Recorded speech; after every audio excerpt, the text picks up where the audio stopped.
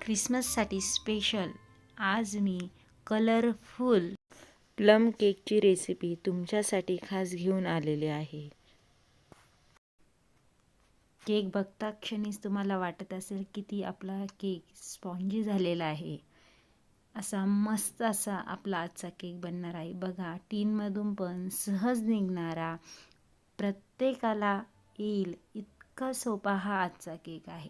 अगदी घरच्या साहित्यातूनच आज आपण हा केक बनवणार आहे। केक दिसायला जसा स्पॉन्जी झालेला आहे तसाच तो खायला पण टेस्टी झालेला आहे। खूप असा टेस्टी लागणारा हा गव्हाचा केक आहे। गव्हाच्या पिठापासून आणि रव्यापासून मस्त असा बनणारा, प्रत्येकाला हा घरच्या साहित्यातून सहज पद्धतीने बनवता येईल इतका सोपा आहे। मी आज 1 किलोचा केक केलेला आहे। मुलांना केक पटकन खायचा होता त्यामुळे मी केक गरमच कट केलेला आहे। बघू शकतात, यानुसार आपला केक मस्त असा तयार झालेला आहे।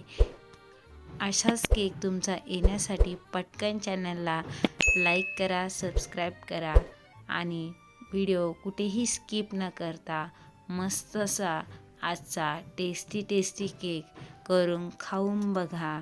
तर चला सुरुवात करूया। नमस्कार, मंजूस आर्ट अँड रेसिपीमध्ये आपले खूप खूप स्वागत आहे। 1 कप गव्हाचे पीठ, 1 कप पिठी साखर आणि 1 कप बारीक जो रवा असतो तो मी घेतलेला आहे। बारीक रवा मी मिक्सरमधून अजून थोडंसं फिरून प्लेन असं पिठासारखं करून घेणार आहे। यानुसार मी रवा प्लेन असा फिरून घेतलेला आहे। आता आपण हे मिश्रण मिक्स करूया। हे बघा, 1 कप गव्हाचे पीठ, 1 कप साखर आणि 1 कप रवा। आता आपण अर्धा कप मिल्क पावडर घेणार आहे। मेजरमेंटचा कप जो अर्धा कपाचा असतो त्या कपाने मी अर्धा कप मिल्क पावडर घेत आहे। 1 टीस्पून मी बेकिंग पावडर घेत आहे। 1 टीस्पून बेकिंग सोडा। हे मिश्रण चाळणीने पूर्ण असं मिक्स होईल या पद्धतीनुसार आपल्याला चाळून घ्यायचे आहे। तुम्ही हे पीठ 2दा देखील चाळले तर तुमचा केक अजूनच मस्त स्पॉन्जी तयार होईल। ही खूप मोठी टिप्स केकमध्ये असते। हे मिश्रण आता मी एका पातेल्यात घेत आहे। तोपर्यंत आपण आता ड्रायफ्रूट्स बघूया।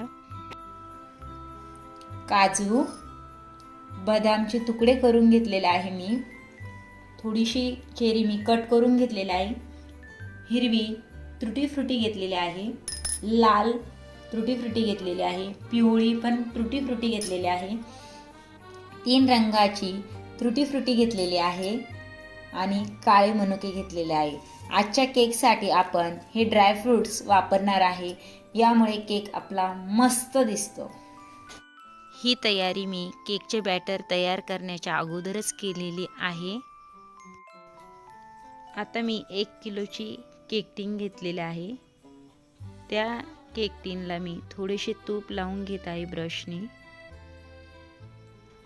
1-2 चमचे मैदा टाकून केक टीनला सेट करत आहे। तुमच्याकडे बटर पेपर नसेल तर तुम्ही या पद्धतीनुसार करू शकतात। आता मी प्रीहीटसाठी एक पातेले घेतलेला आहे। त्यामध्ये एक मी स्टँड ठेवणार आहे। परफेक्ट झाकण बसेल असं वरून मी एक झाकण घेणार आहे। झाकण कधी पण पातेल्याला परफेक्ट बसलेलं पाहिजे। माझ्याकडे बटर पेपर आहे म्हणून मी केक टीनमध्ये बटर पेपर पण टाकून घेत आहे। तुमच्याकडे नसेल तर तुम्ही डायरेक्टली टाका, तरी पण केक परफेक्टच येतो। आता आपण केकचे बॅटर तयार करूया। आता मी 1 कप दूध घेतलेला आहे। दूध आपण थोडे थोडे करत या मिश्रणात मिक्स करणार आहे। यानुसार मी पूर्ण हे मिश्रण फेटून घेत आहे। दुधाचे प्रमाण गव्हाच्या पिठावरती अवलंबून असतात, त्यामुळे दुधाचे प्रमाण कमी जास्त थोडेसे लागू शकतात। जास्तीचे नाही, पण 1 कपपेक्षा अगदी थोडेसे जास्तीचे दूध आपल्याला या बॅटरसाठी लागू शकते. मी अर्धा कप सनफ्लावर तेल घेतलेलं आहे. सनफ्लावर तेलला स्मेल जास्तीचा नसतो, त्यामुळे केकसाठी हे तेल खूप मस्त असतं. आता मी हे तेल या बॅटरमध्ये फेटून घेणार आहे. दूध आणि तेल या बॅटरमध्ये मस्त असं वन साईडने फिरवत यानुसार मी हे पूर्ण बॅटर तयार केलेलं आहे. यानुसार बॅटर तयार झाल्यानंतर केक परफेक्ट येतो. आता मी व्हॅनिला इसेन्स घेतलेला आहे. अगदी 3 ते 4 थेंब मी या बॅटरमध्ये व्हॅनिला इसेन्स टाकून पुन्हा बॅटर मिक्स करून घेणार आहे. आता आपण थोडेसे ड्रायफ्रूट्स अगोदर या बॅटरमध्ये मिक्स करणार आहे. सर्व ड्रायफ्रूट्स मी थोडेसे अगोदर या बॅटरमध्ये मिक्स करून घेणार आहे. सर्व ड्रायफ्रूट्स टाकल्यानंतर आपण आता हे बॅटर केक टिनमध्ये घेणार आहे. बॅटर यानुसार तयार झाल्यानंतर परफेक्ट असा केक येतो. आता आपला केक कलरफुल दिसण्यासाठी मी त्यावरून अजून थोडीशी तुटी फ्रुटी आणि ड्रायफ्रूट्स टाकून घेत आहे. आपला केक कलरफुल दिसत आहे. आता आपण केक बेक करण्यासाठी ठेवणार आहे.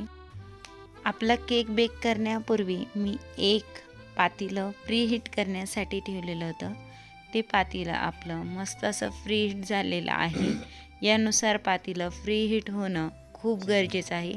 आता केक टिन मी यानुसार हे सेट करून घेतलेले आहे. आता आपण त्यावरती पुन्हा हे झाकण ठेवून थोडेसे त्यावरती थोडंसं वजन ठेवून देणार आहे व केक बेक करण्यासाठी अर्धा तासासाठी ठेवणार आहे. हे बघा अर्धा तास झालेला आहे. केक भरपूर असा बेक होत असतानाच मी अजून कलरफुल केक दिसण्यासाठी त्यावरती थोडेसे ड्रायफ्रूट्स टाकून घेत आहे व पुन्हा 5 ते 10 मिनटं केक मस्त असा बेक होऊन देत आहे. यानुसार थोडेसे वजन ठेवून मी केक बेक केलेला आहे. हे बघा यानुसार केक आपला मस्त असा बेक होत आलेला आहे. पण अजून 2 मिनटं मी केक बेक होण्यासाठी ठेवणार आहे. आपला केक मस्त असा कलरफुल झालेला आहे. केकचे झाकण अर्धा तास न उघडता बेक केल्यानंतरच आपला केक मस्त असा स्पॉन्जी तयार होतो. यानुसार आपला केक परफेक्ट असा तयार झालेला आहे. अगदी घरच्या साहित्यातून सहज बनणारा आजचा आपला केक परफेक्ट झालेला आहे. अगदी टिनमधून सहज निघेल असा आजचा आपला केक आहे. केक टिनमधून काढल्यानंतर मी केकचा बटर पेपर काढून घेत आहे. यानुसार आपल्या केकला मस्त असा कलर आलेला आहे. बघू शकतात स्पॉन्ज पण मस्त आपल्या केकला आलेला आहे. यानुसार केक तयार झाल्यानंतर मुलांना लगेच केक खायचा होता, त्यामुळे मी हा केक लगेच गरम असतानाच कट केला. मस्त असा स्पॉन्जी सहज कट होईल इतका सॉफ्ट आणि स्पॉन्जी आपला केक तयार झालेला आहे. बघू शकतात अगदी गरम असतानाच मी हा केक कट केलेला आहे. स्पॉन्ज केक खूप मस्त तयार झालेला आहे. यानुसार मी पूर्ण केक कट करून घेतलेला आहे.